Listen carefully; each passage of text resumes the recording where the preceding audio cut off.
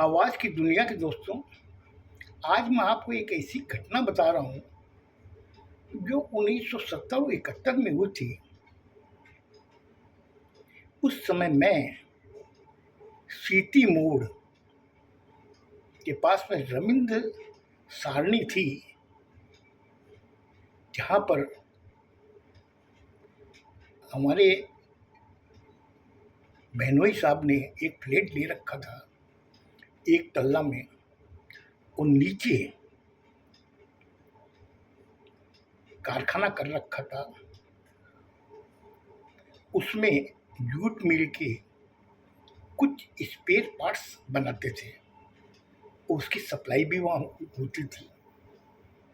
उस कारखाने में करीब 6 या 7 लेबर काम करते थे और बड़ा अच्छा चल रहा था व्यापार।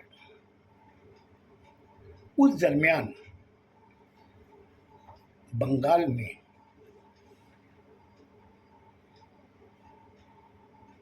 कांग्रेस और सीपीएम का काफ़ी आपस के अंदर टक्कर होती थी। और हम लोग जहाँ रहते थे, जहाँ वो बेनोई साहब का जो फ्लैट था, वहाँ पर सब सीपीएम के ही सपोर्टर थे और पूरा मोहल्ला ही पूरा सीपीएम का सपोर्टर था। और बेनोई साहब के हमारे बड़े भाई के कुछ दोस्त यार थे जो उस कारखाने में आते थे। वो काफ़ी अच्छा इन लोगों के साथ में दोस्ताना था। और ठीक उसके आगे जा कर के जो मोहल्ला पड़ता था, वहाँ पर कांग्रेस थी। कांग्रेस के काफ़ी सपोर्टर रहते थे। 2-3 लड़के हमारे मोहल्ले में आते थे, हमारे पाड़े में आते थे, और वहाँ पर वो खेलते कूदते थे, आपस में दोस्तों यहाँ से बातें करते थे। और मेरे कारखाने में, मतलब हमारे बहनोई के कारखाने में, ये सीपीएम के जो सपोर्टर थे, जो इन लोगों के साथ दोस्ती यारी थी, वो कारखाने में आते थे। वहीं बैठ करके अड्डाबाजी करते थे। अड्डाबाजी का मतलब एक साथ में बैठ करके वो लोग प्लानिंग करते थे कैसे क्या होना चाहिए, अब की बार अगर वो लोग अटैक करेंगे तो हम लोग कैसे करेंगे, कैसे उसका सामना करेंगे। इस तरीके की बातें होती थी। जबकि मैं उस समय क्लास 11 का छात्र था। मैं अपनी पढ़ाई के अंदर था। कभी कभी कारखाने में आके बैठ जाता था। एक टाइम ऐसा आया, उस समय इलेक्शन का टाइम था, वोटिंग चल रही थी। वोटिंग हो गई बड़ी शांतिपूर्वक। कुछ छुटपुट घटनाएं हुई थी, लेकिन उसका मतलब आम पब्लिक पर कोई असर नहीं हुआ था। 3 दिन बाद में रिजल्ट आने की बात थी कि कौन सी पार्टी जीतेगी। उस समय हमारे मोहल्ले में लोगों के अंदर ये एक हवा आ गई थी, शायद अब की बार कांग्रेस आएगी। उस समय वो जो दोस्त यार थे सीपीएम के जो सपोर्टर, वो कारखाने में आए। आ करके हमारे बहनोई के जो छोटे भाई थे, उससे कहा कि आप लोग एक काम कीजिए, कल रिजल्ट आएगा तो आप लोग आज रात को यहाँ से निकल जाइए और यहाँ मत रहिएगा कल, क्योंकि वो लोग काफ़ी दिनों की हार है, वो जब जीत में तब्दील होगी उस समय हो सकता है वो कुछ करें। और वो अच्छी तरह आप लोग जानते हैं कि हम लोगों के साथ में आपका दोस्ताना है, कहीं आपको कोई नुकसान न पहुंचाए, तो अच्छा होगा कि आप लोग रात को यहाँ से निकल जाएं। अच्छा, हमारे बहनों के जो भाई थे, छोटे भाई, वो तो बड़ा बाजार चले गए और मुझे उन्होंने आके बताया ऐसी ऐसी बात है। उस समय टेलीफोन का साधन था नहीं। बहनोई की फ्लैट में टेलीफोन था, उनकी दुकान पे फ़ोन था, लेकिन जो वो माल सप्लाई करने गए थे उनसे किसी तरीके से कांटेक्ट नहीं हो पाया। और मुझे उन्होंने आके बताया ऐसी ऐसी बात है, आप निकल जाइए।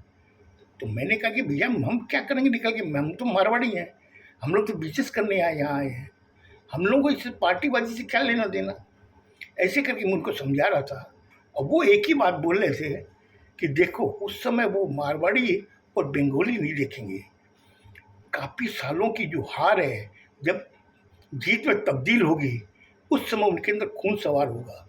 वो उस समय ये नहीं देखेंगे कि ये मारवाड़ी है या बंगाली है, तुम उनको नुकसान पहुंचा सकते हैं। मेरे सबसे बड़ी समस्या थी कि मैं बड़ा जर जाऊं तो कहाँ जाऊं, उनसे कांटेक्ट हो नहीं पाया बहनोई के छोटे भाई से। और उस समय रात के करीब 8 साढ़े 8 बजे थे। हमने सोचा वो आ जाएंगे लेकिन वो नहीं आए। दूसरे दिन सुबह जैसे नित्य के हिसाब से 9:30 बजे कारखाना खोला गया, लेबर वगैरह भी सब आ गए, कारखाना चल रहा था, मशीनें चल रही थी। उसमें अचानक मैं भी वहाँ बैठा हुआ था क्योंकि वो नहीं आए थे। तो बहनोई साहब के छोटे भाई, तो मैंने घर से ही उनको फ़ोन मिलाया। हमने कहाँ पे? बोला मैं बड़ा बाज़ार में हूँ, मैं शाम तक आऊँगा। मैंने कहा ठीक है कोई बात नहीं है, और मैं कारखाने में जाके बैठ गया। काम हो रहा था। अचानक 6-7 लड़के फैक्ट्री में घुसे। कुछ के उन्होंने कहा कि इसका मालिक कौन है। मैं साइड में बैठा अपनी विषय की किताब पढ़ रहा था। तो नौकर जो थे लेबर, उन्होंने कोई जवाब नहीं दिया। फिर उन्होंने पूछा कि इस कारखाने का मालिक कहाँ है। एक लड़का जो लेद मशीन चला रहा था उसने कहा कि उसने मेरी तरफ इशारा कर दिया। जब उसने मेरी तरफ इशारा किया तो वो मेरे पास आए, बोले चलिए बाहर चलिए।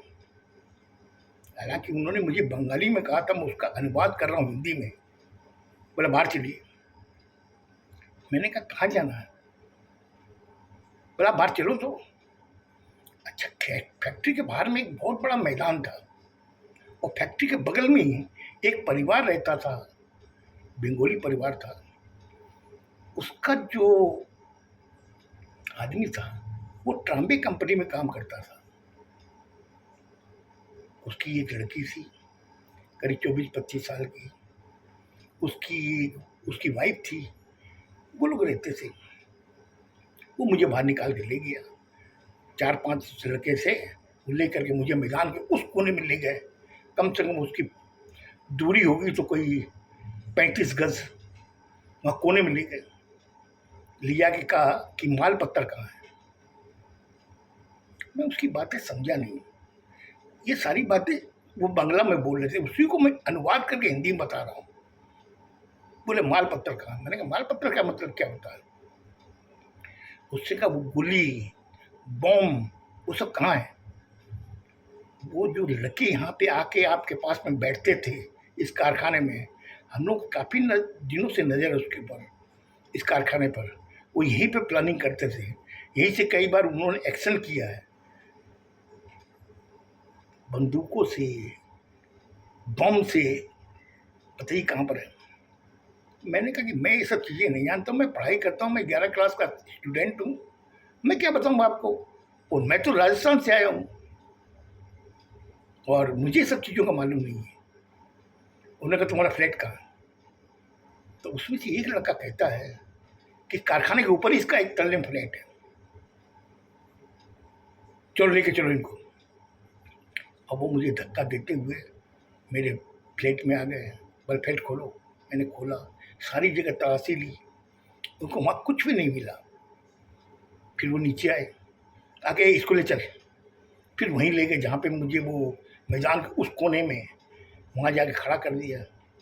तो उसमें से एक जना कहता है कि क्या बात कर रहा है इससे, फिनिश कर। इतना कहना था कि मैं अंदर से पूरा हिल गया। फिनिश कर का मतलब कि वो एक जना देसी रिवॉल्वर निकाल रखा था। बोले क्या बात कर रहा, मार दे गोली। मैंने कहा कि भाई साहब ये आप ये क्या कर रहे हो? आपने मुझे कभी देखा है एक्शन करते हुए या इन लोगों के साथ बातें करते हुए? मैं कानपुर से आया हूँ, यहाँ मेरी परीक्षा है, आदर्श माध्यमिक में मैं पढ़ता हूँ और मेरी परीक्षा इसलिए मैं यहाँ स्टडी करने के लिए आया हूँ। उसने कहा ये सब सारा झूठ बोलता है लोग, ये भी इसके अंदर इन्वॉल्व था। इतनी देर में न जाने क्या हुआ, एक लड़की, वही उम्र होगी तो 24-25 साल की, वो आई, आकर उसने देखा मुझे, देख के उसको, वहाँ पर जो लड़के थे उसमें एक लड़के का नाम था तपन। उसने कहा तपन की कुछ हुई, मतलब इसका हिंदी में अनुवाद था कि तो तुम क्या कर रहे हो। तो वो पलट के उससे कहता है कि दीदी आप यहाँ से चली जाओ, ये हम लोग आपस का मामला है। बोला कुछ नहीं है। वो तुरंत जोर से चिल्लाई, कुछ नहीं है, क्या आपस का मामला है। अरे ये लोग राजस्थान से आए, राजस्थानी आदमी मारवाड़ी हैं, इन लोगों का इससे क्या लेना देना है। इतना करके वो मेरे पास आई, आके उसने मेरा हाथ पकड़ा, पकड़ के कहा कि चलो चलिए आप मेरे साथ में। इतना कि मेरे हाथ पकड़ के लेते ही वो सब पीछे बोले दीदी आप बीच में मत पड़ो, दीदी आप बीच में मत पड़ो। वो सुनी नहीं कुछ किसी की भी।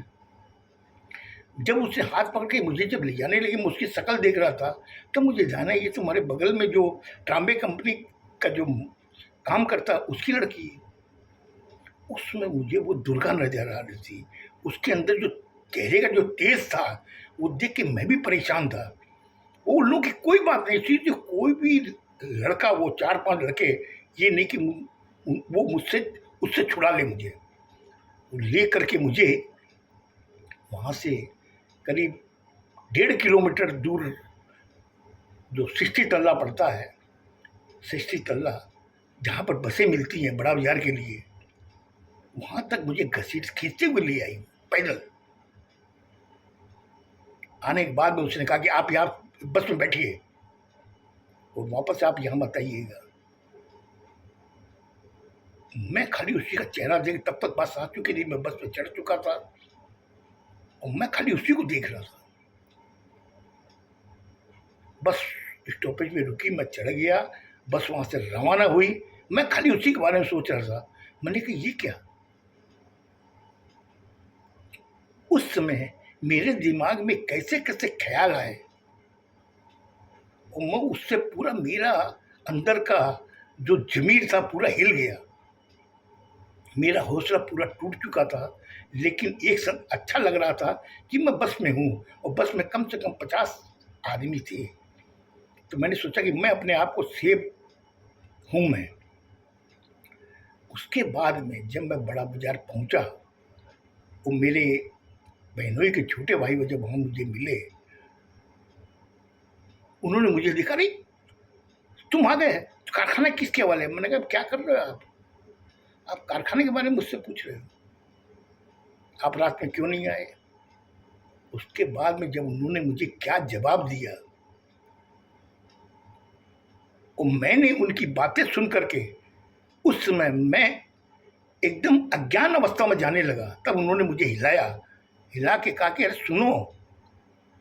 मैं खाली उनकी बातें सुन रहा था, एक 8 साल का बच्चा किसी बुजुर्ग की बातें सुनता है वैसे मैं सुनता रहा। और सुनने के बाद में मेरा क्या रिएक्शन हुआ वो कल आप सुनिएगा। खुश रहो, स्वस्थ रहो, धन्यवाद।